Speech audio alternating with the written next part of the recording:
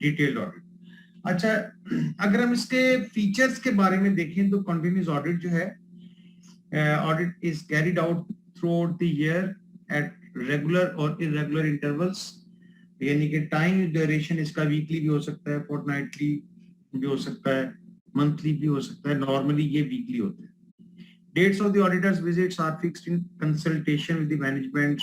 The auditor may take surprise inspections, trial balance, profit and loss account, balance sheet verifications are made at the end. ये इसमें एक important चीज है कि इसमें जो कंटिन्यूस ऑडिट है, इसमें ये जो फाइनेंशियल स्टेटमेंट्स हैं, these are not examined on regular basis, rather these are verified on annual basis or quarterly basis or semi-annual basis. Detailed examination of the transactions is possible because this is a continuous audit, detailed audit. So detailed examination possible है, the auditor obtains greater assurance as examines the transaction.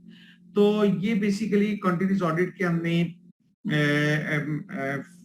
Advantages भी पढ़े थे। Sufficient time होता है, detailed checking होती है, early detection of errors and fraud, moral check on the accounting staff, up to date records, ये वो सारी चीजें थी जो हमने लास्ट टाइम डिस्कस की थी।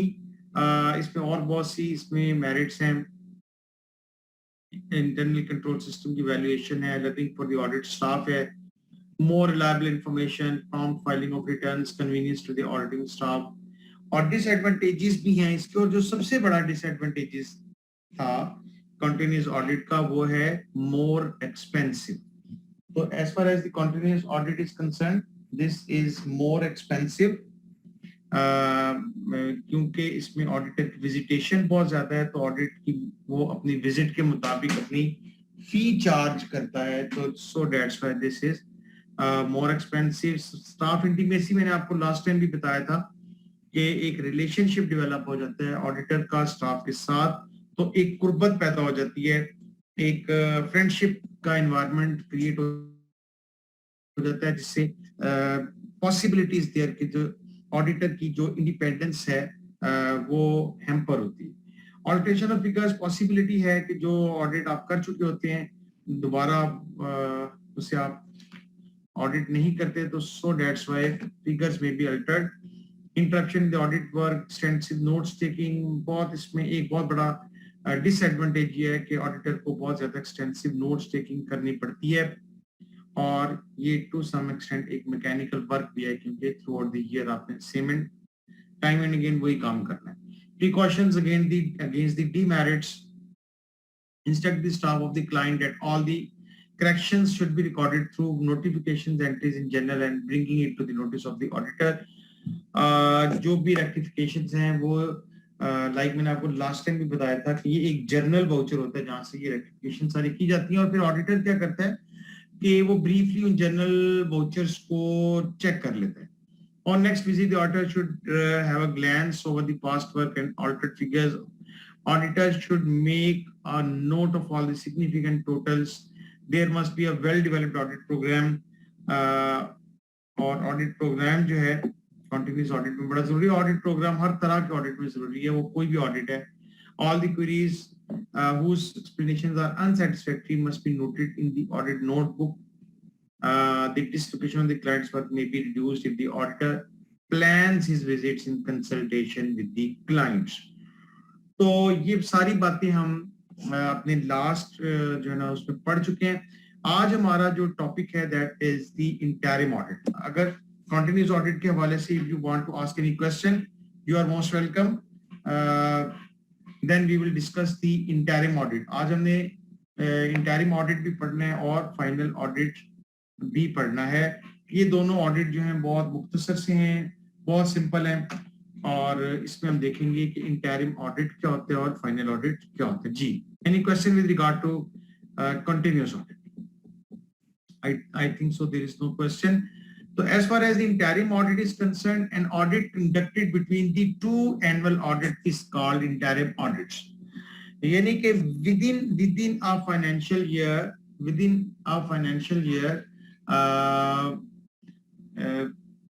जबकि ऑडिट जो है वो आप इसको एग्जीक्यूट करते हैं तो that is called an interim audit. यानी कि 2 एनुअल ऑडिट्स के दरमियान, ठीक है, तो it is always carried out with in an interim purpose with view to find out interim profit of declaring interim dividends by the joint stock companies. Interim audit में be conducted quarterly, half yearly or for any other period. It is also known as ad hoc audit, optional audit and temporary audit. Yes, basically ये quarterly basis के ऊपर mostly किया जाता है. Mostly it is to be done on quarterly basis. अब तो जो है ना SECP की requirement है कि आप इस audit को करें और इसकी report जो है that must be displayed on the website of the company. तो L.R. Howard क्या कहते हैं जी, when an audit is conducted up to a particular date within the accounting period, it is called interim audit. When an audit is conducted within the accounting periods. तो features क्या जी interim audit के, the audit is completed up to a particular date within the accounting year. This audit may also be carried out for a certain department, cash department. तो interim audit जो है normally ये 3 माह का होता है, लेकिन इसके फीचर्स पे अगर हम देखें तो सम टाइम अगर मैनेजमेंट चाहे, इफ मैनेजमेंट विश करती है कि वो अपने कैश डिपार्टमेंट का एक सेपरेट ऑडिट करवाना चाहती है, इंटरिम ऑडिट करवाना चाहती है, सेल्स डिपार्टमेंट का पर्टिकुलरली एक ऑडिट करवाना चाहती है, तो आप उसको भी एक इंटरिम ऑडिट का नाम दे सकते हैं। The auditor completes whole of the interim audit work in one continuous session. Normally जो है ना इसमें जो ऑडिटर होता है he feels the satisfaction during the conduct of an audit, और इसका सेशन जो है वो नॉर्मली एक ही सेशन होता है और वो कोशिश करता है कि whatsoever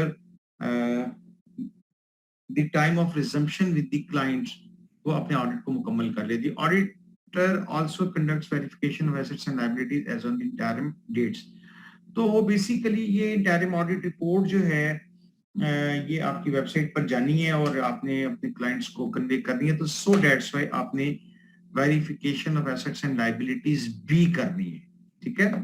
this type of the audit is not statutory legal requirement. Basically जो स्टैट्यूटरी रिक्वायरमेंट है वो तो आपकी ये फाइनल ऑडिट ही है, लेकिन जो आपका इंटरिम ऑडिट है it is requirement of the SECP.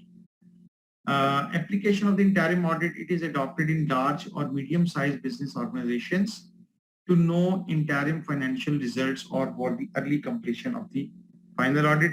It is applicable where internal control system is effective. It is also adopted as a measure of internal control. तो normally internal control system जो है वो देखा जाता है कि आपका कौन सा ऑडिट होना चाहिए। अगर तो वीक इंटरनल कंट्रोल सिस्टम है तो कंटिन्यूस ऑडिट जो है दैट इज प्रेफरेबल, और इंटरनल कंट्रोल सिस्टम बेहतर है। तो अगर मॉडरेट है तो इंटरनल ऑडिट, और अगर बहुत स्ट्रॉन्ग है तो फाइनल ऑडिट आपने करवाना है। Advantages of the interim audit, following are the advantages of the interim audit. Awareness of the interim results. By means of the interim audit, the management gets authenticated figures of the financial position on the basis of these interim results, enabling management to evaluate performance during the interim period. तो interim audit जो है आपको अपने results awareness के बारे में बताती है, और management जो है उन्होंने इस interim results की basis के ऊपर उन्होंने चूंकि फ्यूचर प्लानिंग करनी होती है, so that's why they are in need of interim results. Up to date records. As a result of the interim audit, the records of the business remain updated according accounting books of the company can provide more relevant and reliable information.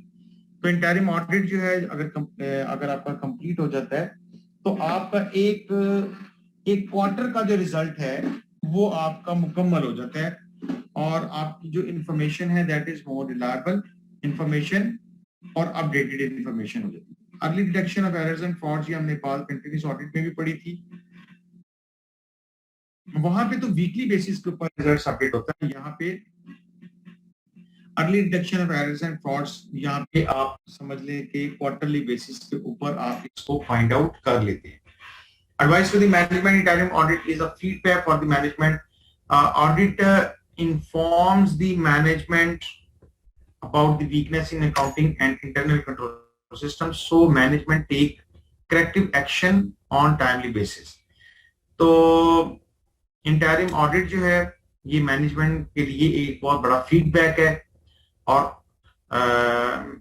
उस management को जो है वो अपने business performance की जो weak areas हैं या उसके बारे में उसने इंफॉर्मेशन मिलती है, and they make a corrective measures, they can take the corrective measures in future. Check on accounting staff. 2 or more inspections by the auditor create a higher check of the accounting staff as compared to the final audit. तो basically जो final audit से compare अगर किया जाए, final audit में auditor ने साल में एक मर्तबा आना है, but as far as the entire audit is concerned, the auditor is supposed to attend the office for at least 3 to 4 times. So this is a check on accounting staff. और ये एक देखा जाए तो एक implied objective भी होता है किसी ऑडिट का, कि जब ऑडिटर आता है तो आपका एक साइकोलॉजिकल प्रेशर होता है आपके अकाउंटिंग स्टाफ के ऊपर, एक मॉरल चेक होता है. Less chances of staff intimacy. अगर हम कंपेयर करें as far as this particular point is concerned, अगर हम इसको कंपेयर करें विद कंटिन्यूस ऑडिट, तो कंटिन्यूस ऑडिट में स्टाफ इंटीमेसी के चांसेस बहुत ज्यादा थे, लेकिन जो इंटरिम ऑडिट है यहाँ पर स्टाफ इंटीमेसी जो है that is a little bit on the lower side with regard to the continuous audit, क्योंकि यहाँ पर ऑडिटर ने 3 माह के बाद आना है, और जरूरी नहीं है कि जो ऑडिटर ने पहला इंटरिम ऑडिट किया वही ऑडिटर जो है वो दोबारा आए. पॉसिबिलिटी इज देयर कि ऑडिट स्टाफ तब्दील हो जाए, तो वो डेफिनेटली जो स्टाफ की इंटीमेसी है वो कम हो जाती है. Early completion of the final audit.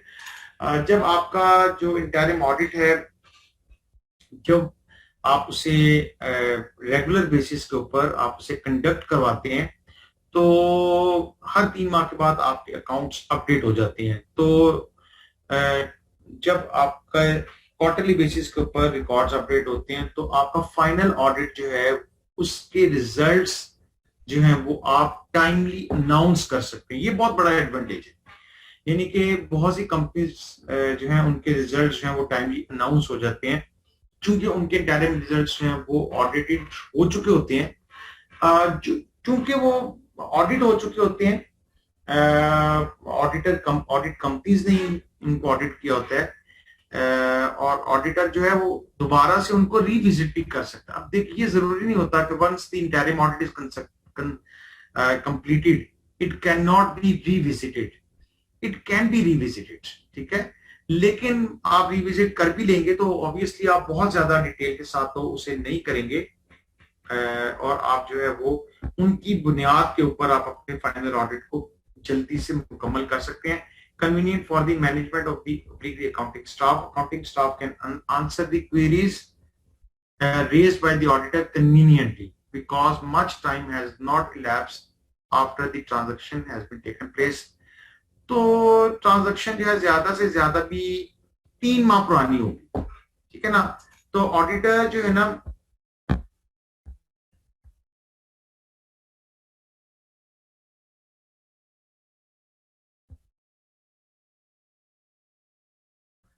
अच्छा, एक मेरी रिक्वेस्ट है, एक मैंने आपसे रिक्वेस्ट करनी है कि आपने जो भी क्वेश्चन करना है बेटे वो आप लोगों ने हैंड रेज कर लीजिएगा, ठीक है. हैंड रेज करके आप क्वेश्चन कर सकते हैं. लेकिन अभी एक क्वेश्चन मुझे आया है कि सर ऑडिट कौन सी कंपनीज के लिए कंपल्सरी होता है. तो ये किस बच्चे ने क्वेश्चन किया, जरा वो हैंड रेज कर ले, जरा उससे बात भी हो जाए ना, ताकि सब जो है ना टोटल मेरी तरफ से ना बातचीत चले, बल्कि इंटरैक्टिव सेशन हो तो ज्यादा बेहतर है. जी, ये एक बच्चे ने क्वेश्चन किया है, तो आप अगर मुझसे इंटरैक्टिव सेशन कर लेंगे तो सबके लिए फायदा हो जाएगा. जी, अब्दुल बासित ताहिर जो है ये क्वेश्चन करें. जी बासित. जी जी इस्लाम जी बताइए। अरे कौन सी कंपनी के लिए रेकमेंड फॉर।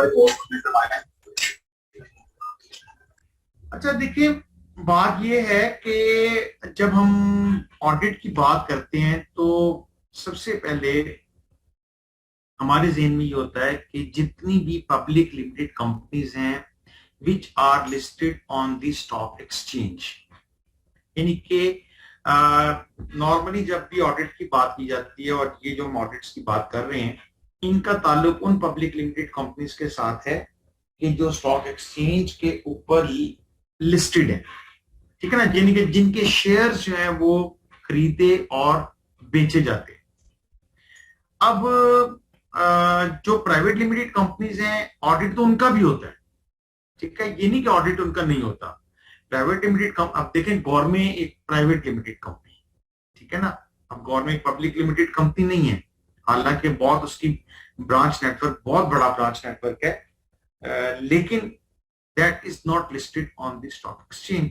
तो लिहाजा गवर्नमेंट का भी ऑडिट होगा, लेकिन जो है वो ऑडिट जो है वो एक चार्टर्ड अकाउंटेंट उसके लिए एक चार्टर्ड अकाउंटेंट होना जरूरी नहीं है, ठीक है ना। उसके लिए हमने लास्ट टाइम भी पढ़ा था एक ICMA क्वालिफाइड बंदा भी उसको ऑडिट कर सकता है, लेकिन जो उनका सवाल था बासित का कि कौन सी कंपनीज का, जितनी भी कंपनीज है सबका ऑडिट होना जरूरी है, क्योंकि वो एक प्रॉफिट सीकिंग ऑर्गेनाइजेशन है, ठीक है ना, वो सारी की सारी प्रॉफिट सीकिंग ऑर्गेनाइजेशन है। और देखिए जितनी भी कंपनीज होती हैं उनका जो मेन ऑब्जेक्टिव होता है वो प्रॉफिट सीकिंग होता है, तो लिहाजा उनका ऑडिट इसलिए करवाया जाता है ताकि जो उनके रिजल्ट्स की क्रेडिबिलिटी हो, उनकी रिलायबिलिटी हो, उनके ऊपर ट्रस्टवर्दीनेस हो, और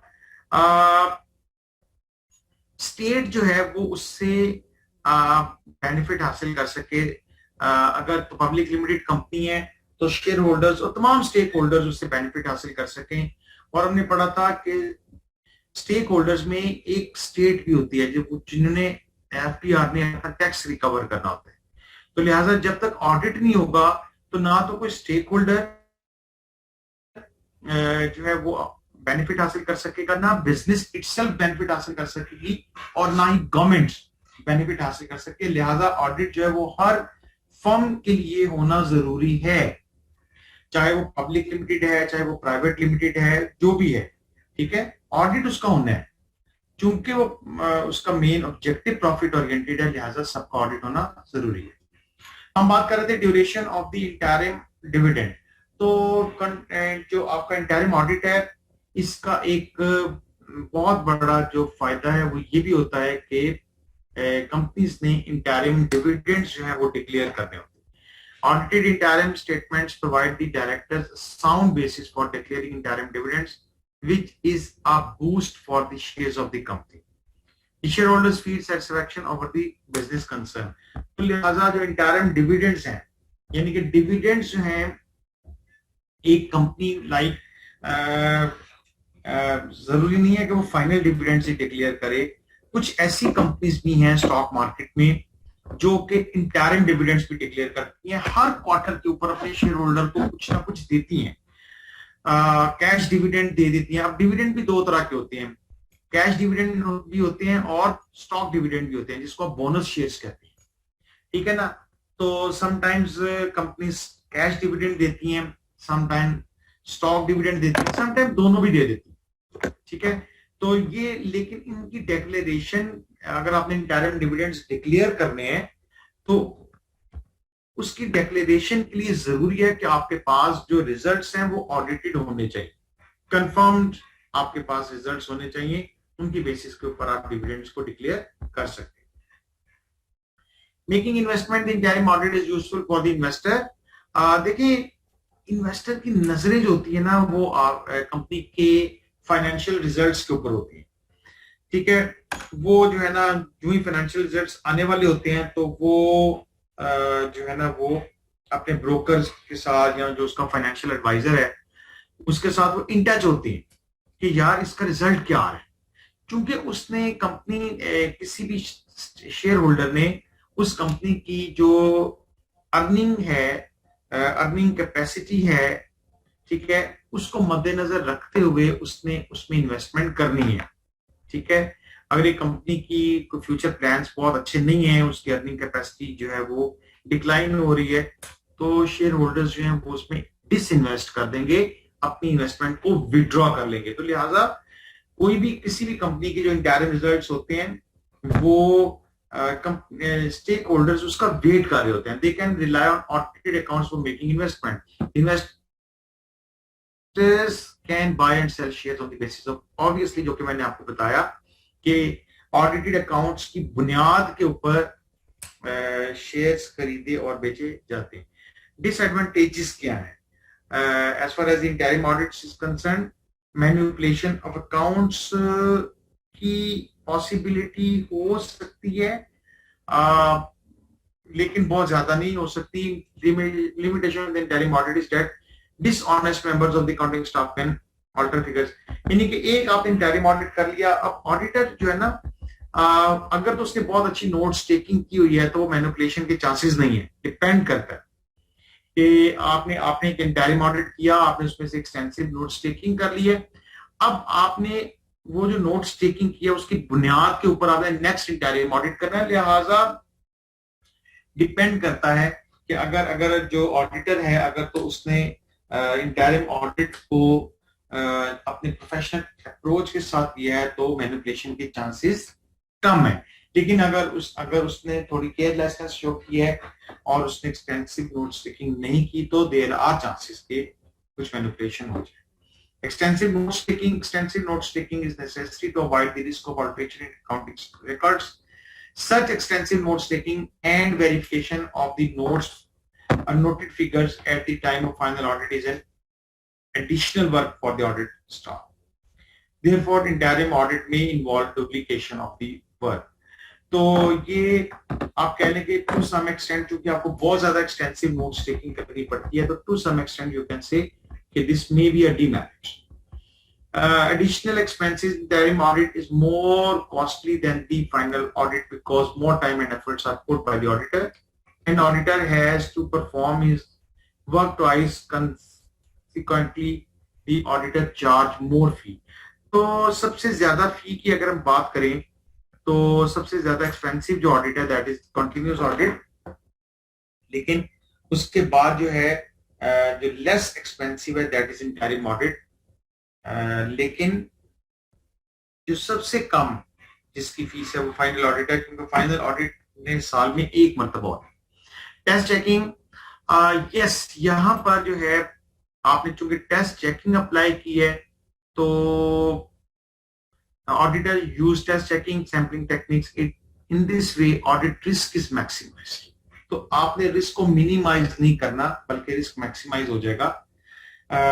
जो आपका कंटिन्यूस ऑडिट है वहां पे आपका रिस्क मिनिमाइज इसलिए था क्योंकि आपने वहां पे डिटेल चेक किया, यहाँ पे आपने टेस्ट चेक किया। ठीक है, आपने हर 10वीं ट्रांजैक्शन चेक की है, हर 20वीं ट्रांजैक्शन चेक की है, तो पॉसिबिलिटी इज देयर कि कहीं ना कहीं आपकी जो है ना कुछ फिगर्स जो हैं वो आउट ऑफ रेंज हो जाएं और वो फिगर्स जो आपने वेरीफाई नहीं की उसमें कुछ एम्बेजलमेंट के चांसेस हों, उसमें कुछ ऑल्ट्रेशंस के चांसेस हों, उनमें कुछ एम्बेजलमेंट के चांसेस हों या मैनिपुलेशन के चांसेस।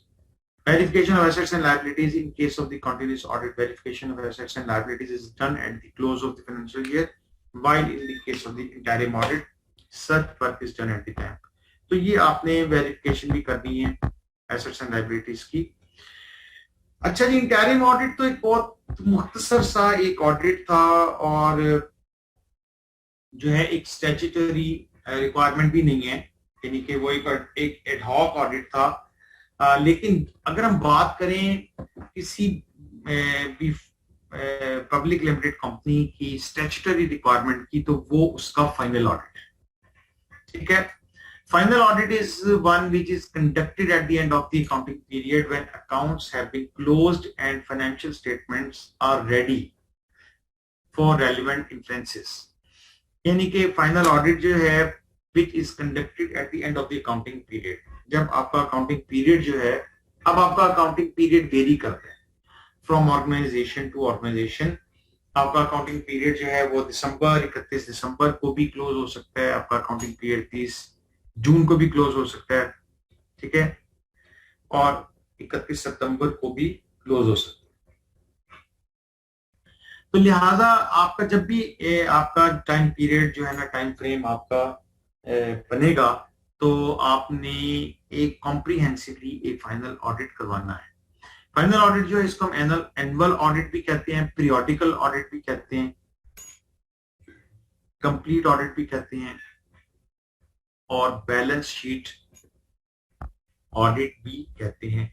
तो ये उसके कुछ नाम थे जो कि हमने देखे, annual audit, periodical audit, complete audit, और इसको हम बैलेंस शीट ऑडिट भी कहते हैं। स्पाइसर एंड टैगलर क्या कहता है जी? The final or the complete audit is commonly understood to be an audit which is not commenced until after the end of the financial period and is then carried until it's completed. बात उसकी जो है ना वो ठीक है, मान लेते हैं। कहता है कि जब तक आपका फाइनेंशियल टाइम कंप्लीट ना हो जाए तब उससे पहले आप शुरू नहीं कर सकते। ठीक है, उसकी बात वो ये कहता है जी कि आपका अकाउंटिंग पीरियड मुकम्मल होना चाहिए। ठीक है, final audit is carried through to complete in one continuous session although it may be commenced before the end of the term. अब आप ये देखें कि दोनों की डेफिनेशंस में थोड़ा सा फर्क आ रहा है। एल.आर. हॉवर्ड की डेफिनेशन और स्पाइसर एंड टैगलर की डेफिनेशन में थोड़ा सा डिफरेंस है, थोड़ा सा इनमें इख्तलाफ है। क्या इख्तलाफ है, कौन बताएगा जी? एनीवन फ्रॉम द क्लास की जो जरा बता दे दोनों की डेफिनेशंस पढ़ के क्या इख्तलाफ है और उसके ऊपर उसका अपना क्या नुक्ता नजर है।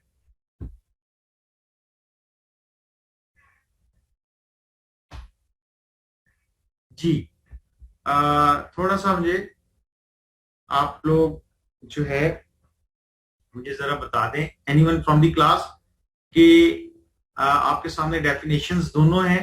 अब आप जरा मुझे ये बता दें कि इनमें इख्तलाफ क्या नजर आ रहा है आपको? थोड़ा सा है, बिल्कुल माइनर सा।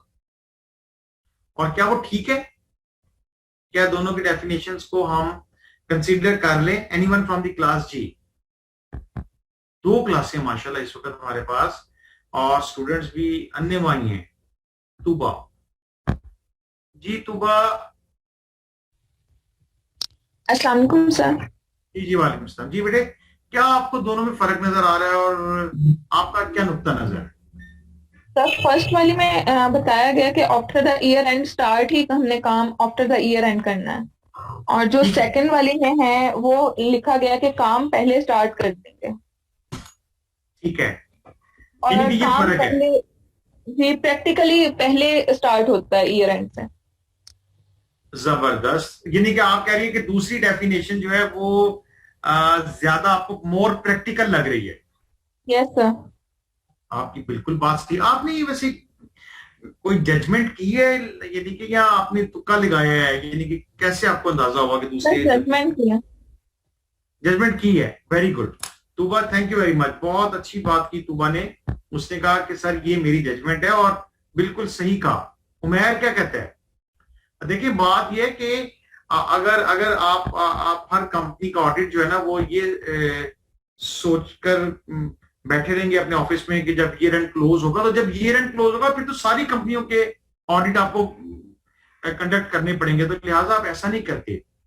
आप क्या करते हैं, अपनी ऑडिट टीम्स को before the close of the financial year आप भिजवा देते हैं और वो अपना ऑडिटिंग स्टार्ट कर देते हैं। ठीक है ना?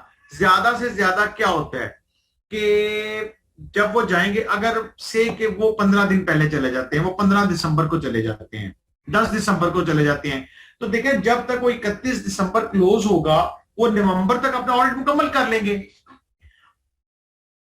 और जो ही वो अपने उसी सेशन में जब वो वहां पे होंगे, वहां पे आपका दिसंबर क्लोज हो जाएगा, वो क्या करेंगे कि दिसंबर क्लोज होने पे वो दिसंबर का ऑडिट कर लेंगे। ठीक है ना? तो क्या होगा कि soon after the completion of the financial year what will happen कि आपका ऑडिट जो है उसके अर्ली रिजल्ट्स आ जाएंगे।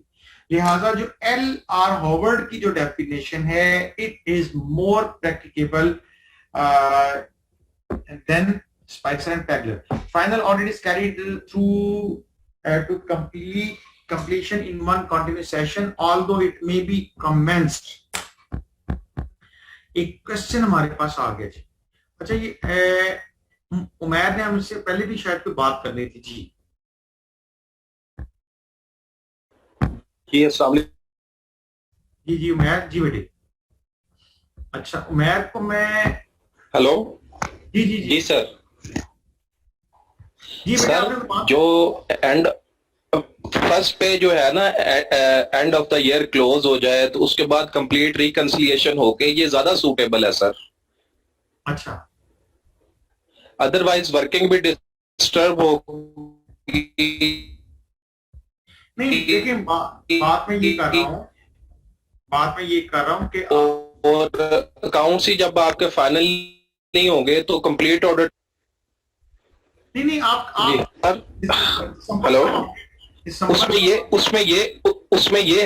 उसमें ये है ना कि सर साथ के साथ आपका इंटरनल ऑडिट अगर हो रहा है तो वो फिर कोई कॉम्प्लिकेशन तो रहती नहीं है। And of the year close हो तो फाइनल ऑडिट जो है वो तब सर ज्यादा सूटेबल रहता है। यार देखो ना, मेरी बात सुनो, बात ये है कि जब आप कंपनी का ऑडिट करने जाते हैं ना, तो देखें जी सर, आप फाइनल ऑडिट करने गए तो आप कब से शुरू करेंगे? जनवरी से शुरू करेंगे ना ऑडिट उसका? नहीं सर, ऑडिट जो होगा फाइनेंशियल ईयर से स्टार्ट होगा सर, ये कम जुलाई से होगा। 30 जून जो है वो क्लोजिंग होगा। देखो, मैंने अभी आपको बताया कि कुछ कंपनीज हैं उनका कैलेंडर ईयर होता है। कैलेंडर ईयर जो होता है वो जनवरी से स्टार्ट होता है, जनवरी टू दिसंबर, ठीक है। समटाइम्स कुछ कंपनीज हैं जिनके फाइनेंशियल ईयर होते हैं जो कि यकम जुलाई से 30 जून तक जाते हैं। अब वो बहस नहीं है, कोई भी आपका ईयर है। मकसद ये है कि आपने स्टार्ट करना है जनवरी से कर लें या जून से जुलाई से कर लें, आपने सारे जो है ना वो वाउचर्स को वेरीफाई करना है। तो वो जो अगर आप 15 दिन पहले चले गए हैं तो वो जाया नहीं जाएंगे। वो क्या होगा कि आप पिछले महीनों के दिसंबर के अलावा आप बाकी सारा कुछ चेक कर लेंगे, और जब दिसंबर का वो अपनी बुक्स क्लोज करेंगे तो वहां पे आप बैलेंस शीट और इनकम स्टेटमेंट और ये सारी फाइनेंशियल स्टेटमेंट्स की वेरिफिकेशन तो आप लोगों ने करनी है दिसंबर के बाद। वो तो करनी ही करनी सर जी। ये चीज, ये वोचर चेकिंग और ये चीज तो सर इंटरनल ऑडिट में भी हो जाती है। कोई ऐसी चीज अगर आपका इंटरनल ऑडिट प्रॉपरली हुआ हो तो एक्सटर्नल आपकी सही है, वो बात आपकी सही है, लेकिन ऑडिटर जो है ना, जो एक्सटर्नल ऑडिटर है ना, उसने अपनी तसल्ली भी तो करनी है ना, वो भी चेक करेगा। ठीक है, ठीक है तो सर, लिहाजा थैंक यू। मैथ ने बड़ी अच्छी वैल्यूएबल कंट्रीब्यूशन की कि सर इंटरनल ऑडिट की वजह से भी ऑडिटर जो है वो सेटिस्फाइड हो जाता है, लेकिन वो अपनी सेटिस्फेक्शन के लिए खुद से भी चीजों को चेक करता है। अच्छा, features of the final audit क्या है? Salient features of the final audit: generally it is done at the close of the financial year, after the books of accounts have been closed. It may be started before the end of, तो दोनों इसके features में आप देखें तो दोनों चीजें आ गई। It may be started before the end of the financial year so that audit may be completed soon after the year end. Number 3 है the audit work is completed in single continuous session. ठीक हो गया।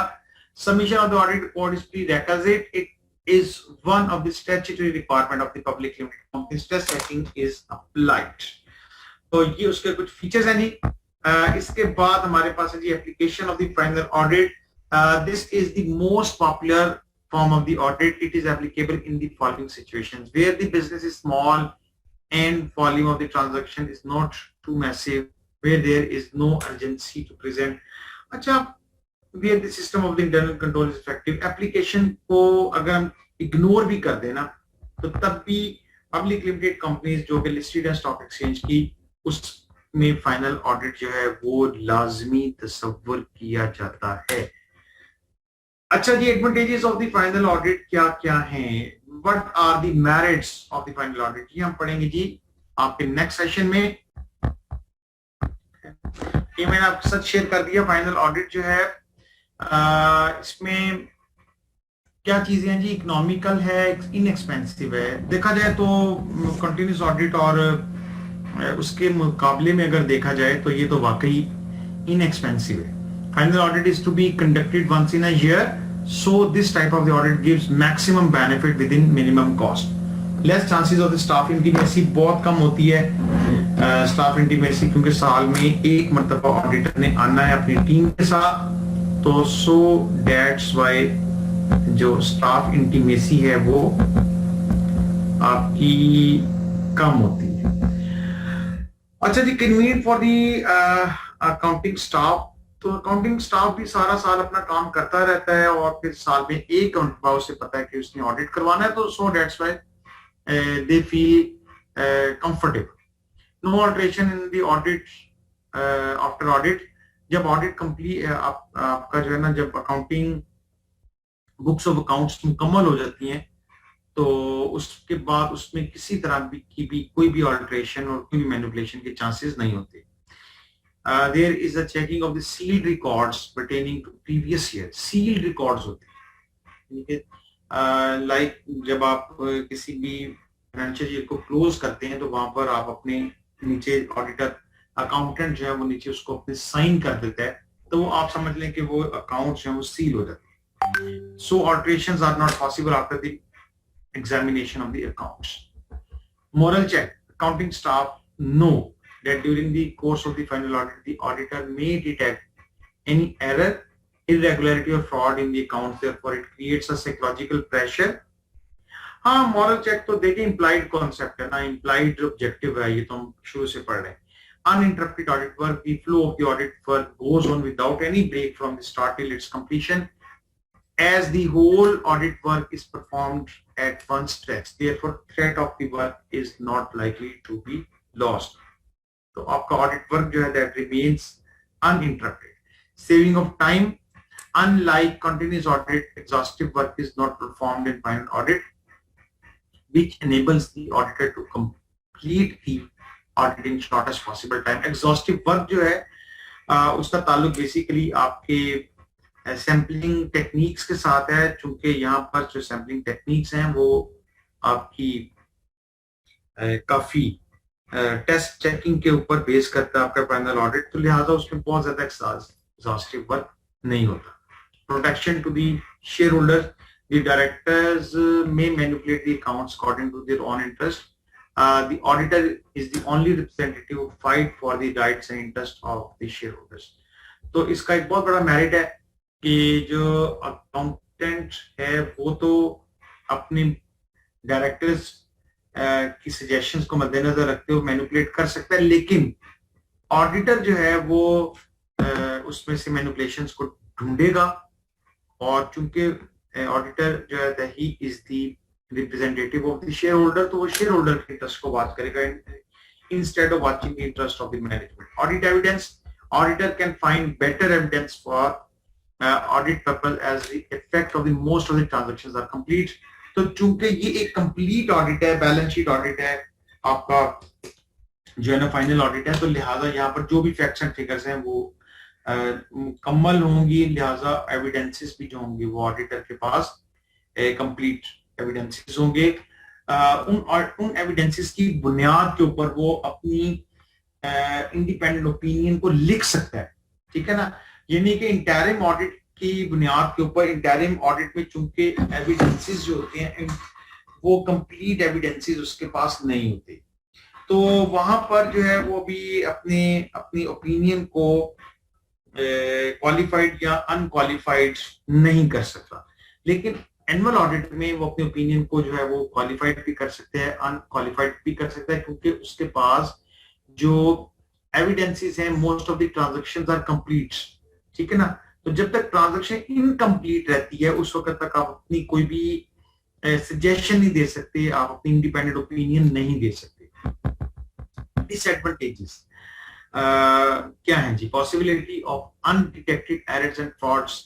Definitely ये एक बहुत बड़ा demerit हो सकता है ऑडिट का, क्योंकि आपने जो है ना जब ऑडिट करना है तो आपने आपका जो मेन जो आपका ऑब्जेक्टिव है वो ये है कि एक सेशन में मुकम्मल हो जाए, 15-20 दिनों में ऑडिट मुकम्मल हो जाए. तो लिहाजा आप क्या करते हैं कि आप उसमें टेस्ट चेकिंग अप्लाई करते हैं तो पॉसिबिलिटी इज देयर कि कुछ चीजें जो है वो कुछ एरर्स एंड फ्लॉज हैं वो अनडिटेक्टेड रह जाते हैं, ठीक है। तो ये एक उसका एक समझ लें कि ये उसका एक सबसे बड़ा डीमेरिट। इसके अलावा जो है delay in submission of reports, although final audit tries his level best to complete the audit work as early as possible, however there is delay in completion of the audit work and issuance of the audit report.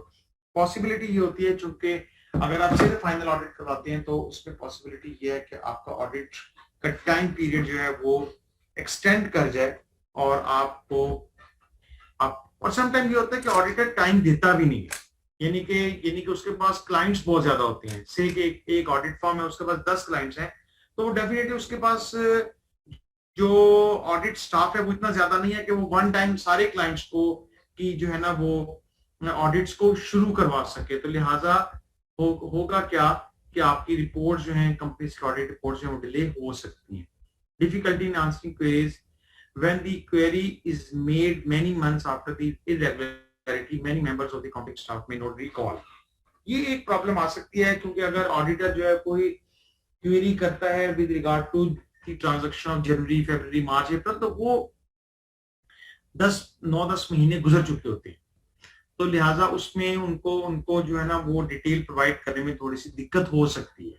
लेकिन खैर अब एक ऐसी भी कोई बात नहीं, वो उनको थोड़ा सा टाइम स्पेंड करना पड़ेगा। वॉचर्स उनके पास हैं, लेजर्स उनके पास हैं, तो थोड़ा सा उनको टाइम स्पेंड करना पड़ेगा। lesser check on accounting staff as the auditor does not make frequent inspections, therefore psychological pressure on the employees of the business is less that of the continuous audit. तो ये moral check जो है उसका जो influential rate है वो कम होता है क्योंकि ये एनुअल बेसिस के ऊपर ऑडिट होता है, तो आपका जो मॉरल चेक है that is on the lower side. Sampling errors. Auditor use sampling techniques in conduct of the audit work. If audit staff is not well trained, sampling errors may spoil the quality of the audit work. तो sampling errors हो सकती हैं, ठीक है, और auditor जो है वो अपना सैम्पलिंग टेक्निक्स को जब वो फॉलो करता है तो टेक्निक्स को फॉलो करते हुए उससे गलती के चांसेस हो सकते हैं।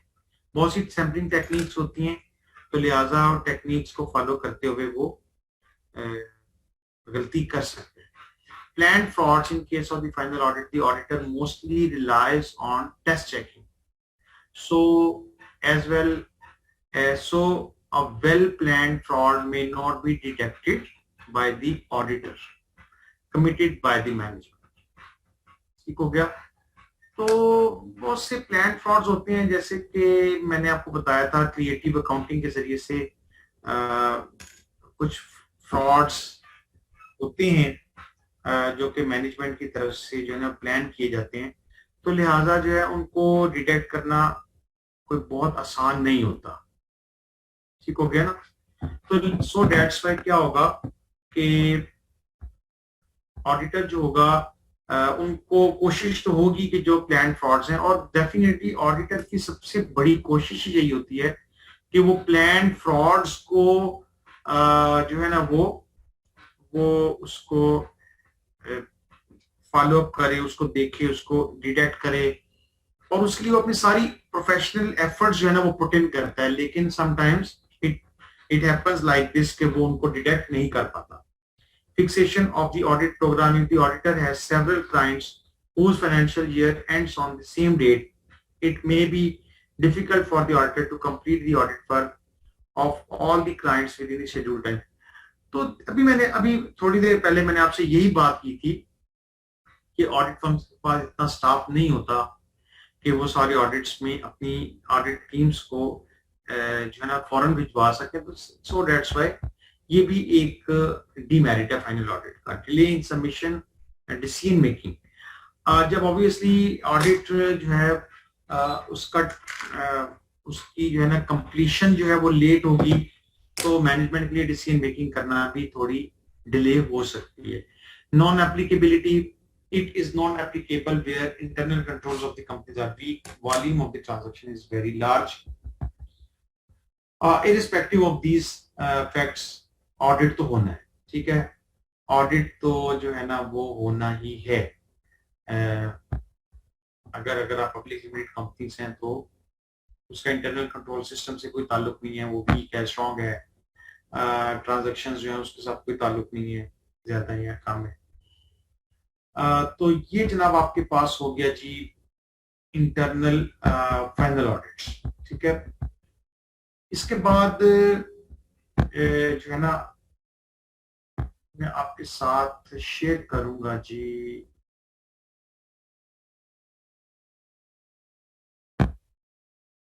आज हमारा जो नेक्स्ट टॉपिक है वो है जी ऑडिट प्रोग्राम. तो I would like to share the audit programme. मुझे जरा चेक कर लेने दें. ये तो types of the final types of the audit हमने कंप्लीट कर लिए.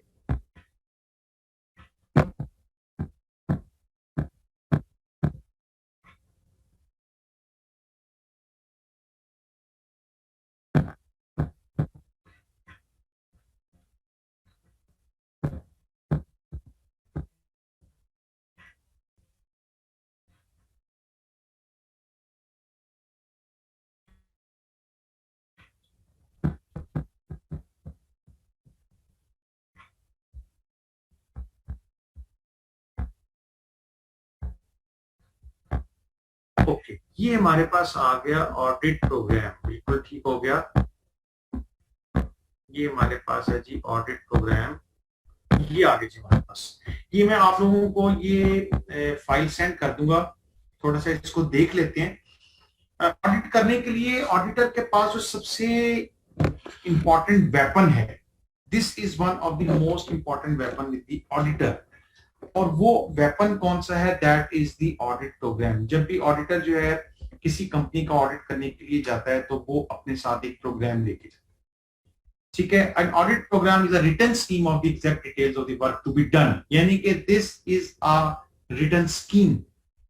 उसके पास एक ब्लैक एंड व्हाइट फॉर्म में उसके पास एक पूरा स्कीम ऑफ अरेंजमेंट होता है कि जो उसने वहां पे जाके काम करना है. ठीक है ना, वो इसको अपने अपने पास एक ब्लैक एंड व्हाइट फॉर्म में इसलिए लेके जाता है ताकि कोई चीज जो है वो मिस ना हो जाए.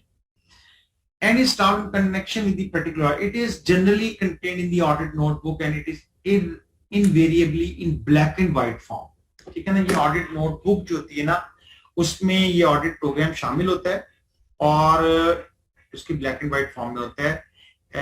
In this connection, the auditor prepares a detail of the procedures which he wants to follow during the audit after careful study of the internal control system of the client.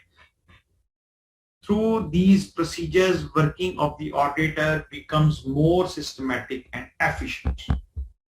तो auditor का जो काम है ना वो audit programme से बहुत ज्यादा जो है ना वो सिस्टमैटिक हो जाता है और एफिशिएंट हो जाता है. यानी कि ऑडिट प्रोग्राम जो है वो ऑडिटर के काम को बहुत ज्यादा सिस्टमैटिक भी कर देता है और एफिशिएंट भी कर देता है.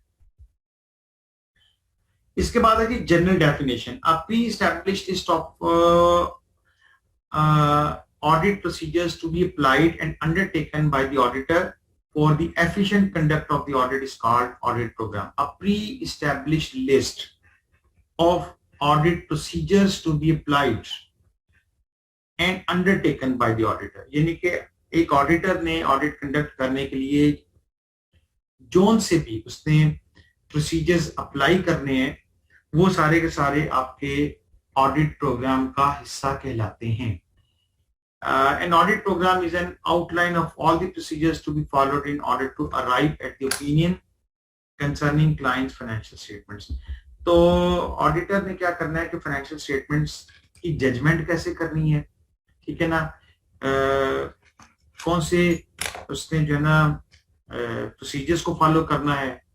ठीक है, और उसने इन सारी प्रोसीजर्स को फॉलो करने के बाद उसने अपनी ओपिनियन को कैसे जो है वो अपना उसको एक्सप्रेस करना है। तो उस एक्सप्रेशन के लिए उसको एक साउंड जो है ना उसको एक चाहिए, उसको बेस चाहिए, ठीक है ना। जब तक उसके पास एक साउंड बेस नहीं होगी उस वक्त तक वो अपने ओपिनियन को एक्सप्रेस नहीं कर सकता, और उसके लिए वो फिर ऑडिट प्रोग्राम की सपोर्ट लेता है। Preparation of the audit program. So the audit program may be defined as a careful, flexibly written layout of the work to be done by the auditor and his staff in the conduct of an audit. The preparation of the audit program involves the following considerations: name of the client, area of the extent of the work, date of the commencement of the audit, approximate duration of the audit, exact scope of the duties of the team leader and of his staff। यानी कि उसने वो सारी बातें उसमें लिखनी है कि क्लाइंट कौन सा है, उसकी स्पेशलाइजेशन क्या है उस क्लाइंट की। यानी कि देखें ऑडिट प्रोग्राम्स जो है ना वो vary to some extent vary भी करते हैं फ्रॉम क्लाइंट टू क्लाइंट, ठीक है। अगर एक शुगर मिल का ऑडिट करना है तो उसका थोड़ा सा ऑडिट प्रोग्राम हो सकता है थोड़ा सा डिफरेंट हो, जो है ना वो manufacturing concern, non manufacturing concern, financial organisation जैसे बैंक है तो बैंक का ऑडिट जो है वो ऑब्वियसली नॉन मैन्युफैक्चरिंग है, फाइनेंशियल है, तो वो उससे थोड़ा डिफरेंट का हो जाएगा। तो लिहाजा उसमें उसने क्लाइंट टू क्लाइंट अपने ऑडिट प्रोग्राम को भी थोड़ा सा वेरी करना है, और उसमें उसने देखना है कि कितना टाइम चाहिए, कमेंस कब होगा। ये देखिए छोटा सा स्पेसिमेन आपके सामने आ रहा है कि ऑडिट प्रोसीजर्स कौन कौन से फॉलो होने। अब ये आपको समझ लें कि ये आपका टाइटल है, ऑडिट प्रोग्राम का ये एक टाइटल है। ऑडिट प्रोसीजर्स कौन कौन से फॉलो होनी है, ठीक है, उनके नाम यहाँ पे आ जाएंगे। To be conducted by mister X ने करना है, वाई ने करना है, एक्स ने कौन सा ऑडिट प्रोसीजर करना है, वाई ने कौन सा करना है, टाइम कौन सा, एस्टिमेटेड एंड एक्चुअल, इनका जो वेरिएंस होगा वो भी मॉनिटर होगा कि अगर आपको 2 दिन दिए गए थे तो आपने उसमें why you spend 3 days। To be reviewed by, उसको प्रोसीजर्स को कौन रिव्यू कर रहा है, डेट कौन सी है, वर्किंग पेपर रेफरेंस, अगर आपने उसमें से कोई वर्किंग पेपर जो है आपने उसकी फोटोकॉपी करवा के अपने पास स्टोर कर लिया है तो आप उसका रेफरेंस के तौर पे लिख सकते हैं कि जी इस प्रोसीजर का वर्किंग पेपर है नंबर 17। अब वो जो वर्किंग पेपर है वहां पर आपने क्या करना है कि उसको फोटोकॉपी करवा के आपने उसको अपने रिकॉर्ड में रख लेना, उसके ऊपर लिखते हैं 17। तो अगर आपको उसका वर्किंग पेपर चाहिए और उस प्रोसीजर से रिलेटेड कोई वर्किंग पेपर चाहिए तो क्या होगा, आप उसको उससे फॉलो कर सकते हैं। Initials of the assistant responsible आपने साइन करेंगे, रिव्यूअर अपने साइन करेगा, और अगर आपने कोई रिमार्क्स लिखने हैं तो आप वो भी लिख सकते हैं। तो ये ऑडिट प्रोग्राम है बेसिकली जिसमें ऑडिटर जो है वो ऑडिट के दौरान कंफर्टेबल फील करता है कि मैंने जो भी प्रोसीजर्स अडॉप्ट करने हैं, जो फॉलो करने हैं, वो उनके सीक्वेंस, और सीक्वेंस में एक बहुत इंपॉर्टेंट चीज सीक्वेंस भी है कि आपने प्रोसीजर्स को किस सीक्वेंस में फॉलो करना है, ठीक है ना। यानी कि ये जो भी ऑडिट प्रोसीजर्स होते हैं ये एक दूसरे के साथ इंटरकनेक्टेड होते हैं, उनमें बहुत ज्यादा कोहेरेंस पाया जाता है, ठीक है ना। तो जब बहुत ज्यादा कोहेरेंस पाया जाता है, इंटरकनेक्टेड होते हैं, तो वो आपने उसके मुताबिक जाना है, और वो सारा ऑडिट प्रोग्राम के शेड्यूल में लिखे होते हैं सारे के सारे procedures. Merits of the audit programme, audit staff requirement, ठीक है। ऑडिट स्टाफ रिक्वायरमेंट कितनी है, ये आपका सबसे पहले तो देखें, आपने किसी भी ऑडिट में जाना है तो आपने पहले देखना है कि वो कंपनी कितनी बड़ी है, कितना स्टाफ चाहिए। आपको सबसे पहले एक वेल प्रिपेयर्ड आपके पास एक डॉक्यूमेंट होना चाहिए। लाइक हम बात कर रहे थे कि एक फाइनेंशियल फर्म है, एक नॉन फाइनेंशियल फर्म, ठीक है। जो आपके एक शुगर इंडस्ट्री है और एक बैंक है, तो देखिए दोनों का ऑडिट में आपका ऑडिट स्टाफ जो है वो वेरी करता है। As far as the bank is concern, वहां पे चूंकि फ्रीक्वेंसी ऑफ ट्रांजैक्शंस जो है वो तो डेली बेसिस के ऊपर हजारों में है, तो you need more audit staff as compare to the sugar industry. Sugar industries का वैसे भी सीजनल बिजनेस होता है 6 महीने, उनका बिजनेस होता है 6 महीने में नहीं होता, तो उनके लिए ऑडिट स्टाफ आपको कम चाहिए। तो डिपेंड करता है कि आप का जो है ना वो ऑडिट स्टाफ कितना। After preparing the audit programme, auditor gets a clear idea of the total work to be done on a particular audit and staff required to be complete the work. ठीक है, allocation of the work, आपने क्या करना है कि आपके पास audit programme है, आपने तमाम स्टाफ को उसके एफिशिएंसी और कैपेबिलिटी के मुताबिक आपने उसको वर्क एलोकेट कर देना है। आपको पता है कि एक्स की कैपेबिलिटी क्या है और वाई की कैपेबिलिटी क्या है, और keeping in view the different capabilities of different personal, आप क्या कर देते हैं कि आप उनको वर्क एलोकेट कर देते हैं कि यार तुम इस तरह करना, तुम वाचिंग कर लो, तुम वेरिफिकेशन कर लो, तुम फाइनेंशियल स्टेटमेंट्स देख लो। ठीक है, और ये आपको पता है कि कौन सा बंदा जो है वो ज्यादा बेहतर काम कर सकता है। तो लिहाजा ऑडिटर जो है ना वो सारे का सारा पहले प्लान आउट करके जाता है। After listing all the policies and procedures in audit program, it becomes easier for the auditor to distribute the work between various senior and juniors. लेकिन जूनियर को स्टाफ मेंबर को तो कोई इतनी इंपॉर्टेंट असाइनमेंट नहीं दी जा सकती। जो इंपॉर्टेंट असाइनमेंट्स होती हैं that those are to be allocated to the senior staff one. Guidelines to the audit staff. Written scheme of the audit procedures and purpose of the applying them provide clear guidance to the audit staff. तो audit staff को एक proper एक guidance मिलती है कि what type of the work is to be done, ठीक है, and in which duration they are suppose to complete the work. उन्हें ये भी पता है कि उन्हें 2 दिन में मुकम्मल करना है ये प्रोसीजर, 3 दिन में मुकम्मल करना है, और एक्स ने मुकम्मल करना है, वाई ने मुकम्मल करना है, ये they know very well before the start of the audit. Risk of omission 0% है, देखो ना, ओमिशन के चांसेस ही नहीं है। ओमिशन क्या होता है कि कोई काम रह गया। देखिए ऑडिटर के लिए ये पॉसिबल नहीं है कि वो दोबारा अपने क्लाइंट स्टाफ के ऑफिस जाए और वहां पे जाके चीजें इकट्ठी करे। इट लुक्स वेरी ऑड कि जी आप ऑडिट मुकम्मल करके आ गए और आप क्लाइंट को कह रहे हैं यार मेरा तो फलां डॉक्यूमेंट रह गया था, मुझे फलां की कॉपी करवा दो, मेरे प्रोसीजर रह गए यार, मुझे बताना यार वो उसका। तो दिस लुक्स वेरी ऑड, ठीक है ना, यानी कि it reflects that you are not a professional person. So when you are an audit program, you have an audit program including all the procedures to be followed, ठीक है, time and date. तो जो risk of omission है that will be minimized. Verbal actions cannot be implemented and enforced as decided. Sketching out a procedure can only ensure that all the steps are carried out and nothing has been omitted. तो आपने क्या करना है, आपने ये जो audit programme है आप समझ लें कि in other word this is a sketch book. आपने क्या किया, आपने पूरा रोड मैप आपने बना लिया, आपने पूरा एक रोड मैप बना लिया कि आपने जो है ना वो आपने कौन कौन सी एरियाज को टच करना है। ठीक है, तो वो जो लिसाई से कि आप एक जाते हैं किसी लॉन्ग टूर पे जाते हैं तो आप क्या करते हैं कि पहले रोड मैप बना लेते हैं कि आपने किन किन एरियाज को विजिट करना है, कौन कौन से पॉइंट्स को विजिट करना है।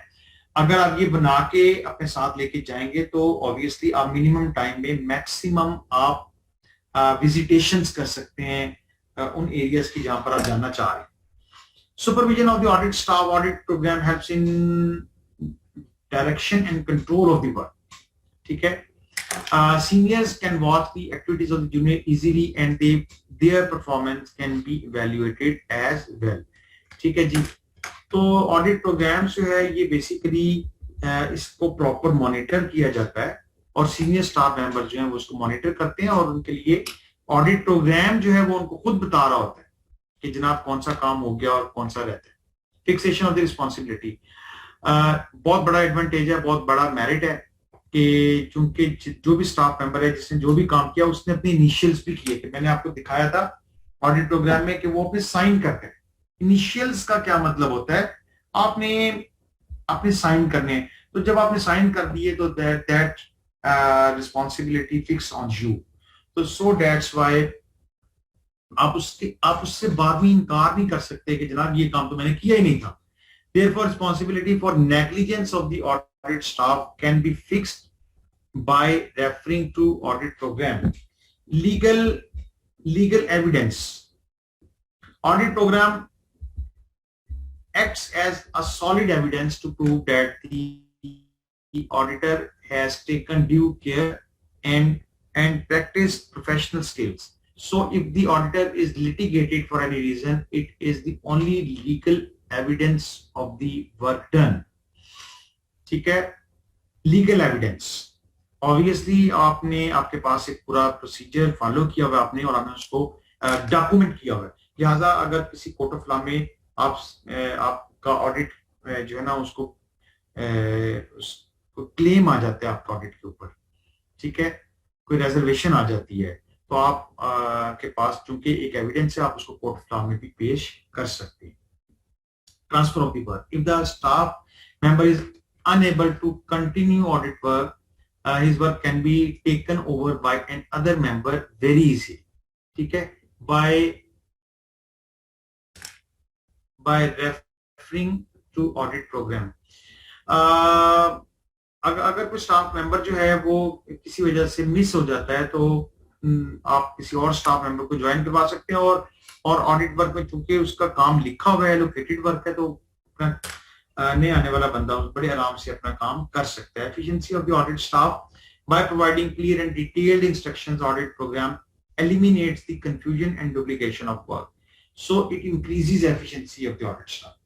ठीक है, हर चीज जो है वो आपके पास इन राइटिंग मौजूद है और उसमें there is no element of confusion, ठीक है, and duplication of the work. तो जब इस तरह का जो है ना प्रोएक्टिव अप्रोच फॉलो की जाएगी ऑडिट करने में, तो this increases the efficiency of the audit staff. Timely completion of the audit. For audit staff, audit program serves as a timetable to complete various steps of the audit. Timely completion होता है आपका audit जो है, चूंकि आपने अपने सारे staff members को एलोकेटेड टाइम दिया होता है, उसको आपने एलोकेटेड असाइनमेंट दी होती है, तो उसके मुताबिक अपना काम कर रहे होते हैं. Control of the several audits.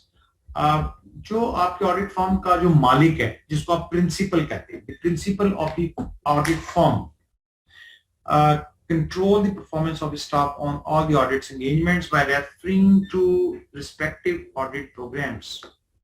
तो वो अपने ऑफिस में बैठ के अपने ऑडिटर्स को मॉनिटर कर सकता है. Final review of the work. Before the completion of the audit work, the auditor takes final review of the work. If any step is missing, it can easily be detected, और वो अपनी उसी tenure में उसी जो है ना उस सेशन में उसको कंप्लीट कर लेते हैं. Useful for the future. An audit program once prepared for a client is useful for the subsequent years if reappointed. तो जरूरी है कि आप ऑडिटर जो है उसकी रीअपॉइंटमेंट भी हो. तो if there is no reappointment by the auditor, तो जो audit program that is not useful for future. After making certain modifications in the previous audit, कुछ modifications के साथ थोड़ा बहुत obviously हर साल आपने उसको थोड़ा modify करना भी चाहिए.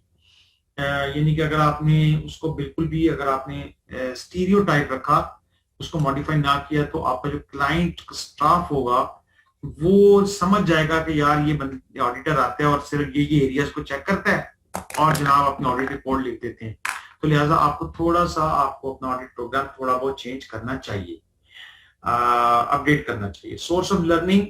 Audit programme is an important source of learning for the fresh audit staff. Like हम क्लास में भी ये बात करते हैं कि जो जूनियर ऑडिट स्टाफ होता है, एंड मोस्टली ये जो जूनियर ऑडिट स्टाफ होता है ये वो लोग होते हैं कि जो चार्टर्ड अकाउंटेंसी करने के दौरान वो आर्टिकल्स करते हैं. तो आर्टिकल्स के दौरान जब वो किसी कंपनी का जाके ऑडिट करते हैं तो they are to be considered as the junior audit staff, और उनके लिए बहुत बड़ी source of learning. Check on progress of the work. The audit progress can easily be checked in the presence of the audit programme. The speed of the work can be changed with the passage of time. ठीक है, तो जो progress of the work है आप उसको check कर सकते हैं और स्पीड को थोड़ा सा बढ़ा भी सकते हैं, यानी कि keeping in view the prevailing circumstances. Okay, easy claim for the higher audit fee. आपके पास पूरा एक प्रोग्राम है, आप उसके मुताबिक अपनी जो ऑडिट फी है उसको जस्टिफाई कर सकते हैं कि यार मैंने इतना काम किया, इतने दिन मैंने लगाए हैं, तो ये मेरी ऑडिट फी। थोड़ा सा मैकेनिकल वर्क हो जाता है डीमेरिट में। देखें तो ऑडिट वर्क में भी become mechanical as every time the same procedures of the audit programme laid down in the advance and it enforces audit staff to work in same sequence. तो लिहाजा हम कह सकते हैं कि चूंकि प्रोसीजर सेम है, ऑडिट प्रोग्राम सेम है, so that's why audit programme को थोड़ा सा मैंने बताया मॉडिफाई होना चाहिए। A rigid program and audit program is generally less elastic and therefore हाँ, इसमें elasticity के चांसेस जो है वो बहुत कम होते हैं। जो लिख दिया वो लिख दिया, जो करना है वो करना है, ठीक है ना। तो समटाइम ये होता है कि जो स्टाफ होता है ना वो भी फिर अपनी काम को मुकम्मल कर रहा होता है, वो उसके अंदर कोई जो है ना वो अपनी वैल्यूएबल एडिशन नहीं करता। वो कहता है ठीक है जी, मुझसे तो पूछा गया है कि ये आपने वाउचर चेक करने हैं और मैंने कर दिए, ठीक है। तो लिहाजा this is a rigid programme. hence the rigid program cannot be laid down for each type of the business. Unsuitable for the small concerns. Audit program can save time of the auditor in large concerns, whereas preparation of the detailed audit program is unnecessary. Small businesses जो होते हैं वहां पर audit program का कोई इतना ज्यादा होना जरूरी नहीं। Risk of disclosure. If audit program is fixed and there is no change in audit procedures over a period of time, then the client staff come to know the plan of the audit in advance. This allows them to manipulate the books. हाँ, ये बात मैंने आपसे पहले ये भी की है कि आपने उनको ये शो नहीं करना कि all the time the audit program is same. There may be some upgradation. Protection to the insufficient staff members. An audit program may provide a protection to the inefficient staff members, audit works, clerks. They would defend their deficiencies on the ground that the audit program does not contain any instructions to that effect.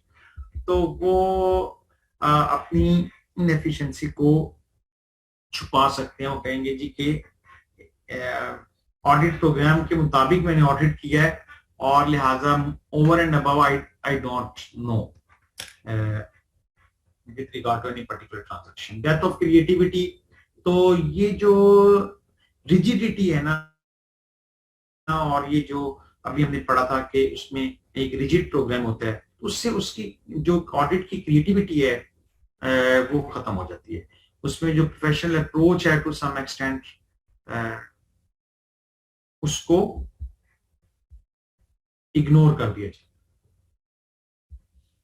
तो एक मुझे message आया जी sir आज के लिए इतना काफी है। बिल्कुल इतना ही है जी, इंशाल्लाह ताला आज मेरा ये ऑडिट प्रोग्राम जो है ये हमने पढ़ लिया है। नॉट कॉम्प्रिहेंसिव और वांट ऑफ फ्लेक्सिबिलिटी, बिल्कुल ये हमारा आज के लिए this is more than sufficient. Basically आज हमारी ये 2 क्लासेस हैं, तो इसलिए जो है ये मैंने इसको ऑडिट प्रोग्राम को मुकम्मल किया है। ऑडिट प्रोग्राम जो है ये आप समझ लें कि दिस इज दिस